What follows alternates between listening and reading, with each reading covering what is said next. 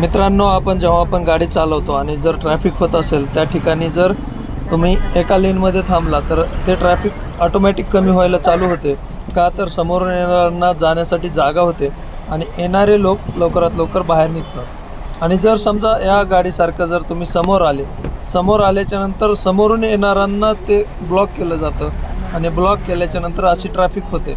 आता इथं पाहू शकता, समोर आल्याच्यानंतर समोरून येणारी ट्रॅफिक पूर्ण अडवली गेली आहे.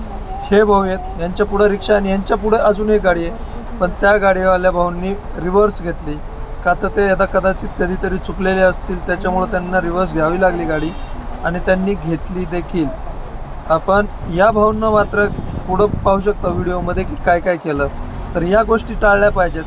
जास्त आपण पहिलवानकीचा आव रोडवरती आणून फायदा होत नाही आहे. जर समाज जर आपल्या विरोधात थांबला, जर सर्व लोक जर आपल्या विरोधात आले तर तुम्ही तिथं काहीही करू शकत नाही आहेत. आणि जर चुकीचे असाल तर तुम्हाला तिथं चूक मान्य करावीच लागेल. हा एक माणूस जर एखादा माणूस येऊन तुम्हाला जर बोलल तर तुम्ही त्याला तोंड देऊ शकता, पण जर सर्वजण जर समोर आले तर मात्र तुम्ही इथं तोंड देऊ शकत नाही आहेत. सगळ्यात महत्त्वाचं मित्रांनो, तर अशा ठिकाणी जर हे असे लोक आले ना, तर मी तर म्हणतो ना की आपल्या गाडीमध्ये जर समजा आपण 4 जण असाल तर चालवणाऱ्यांना फक्त आतमध्ये थांबायचं आणि 3 जणांनी खाली उतरायचं, तोंड बांधायचे, तोंड बांधून आपली आयडेंटिटी लपवायची आणि अशा लोकांना डायरेक्ट कानाखाली एक मारायचे आणि तिथून चालत पुढं निघून जायचं. तोपर्यंत यानं दुसऱ्यांना बघूस तर दुसऱ्यांचं काय करूस तर दुसऱ्या गाडीतल्या 2-4 खाली उतरायचं, आपले तोंड बांधायचे आणि असल्या लोकांच्या कानाखाली एक जोरात मारायची आणि तिथून निघून जायचं. जास्त पण नुकसान नाही करायचं अशा लोकांचं.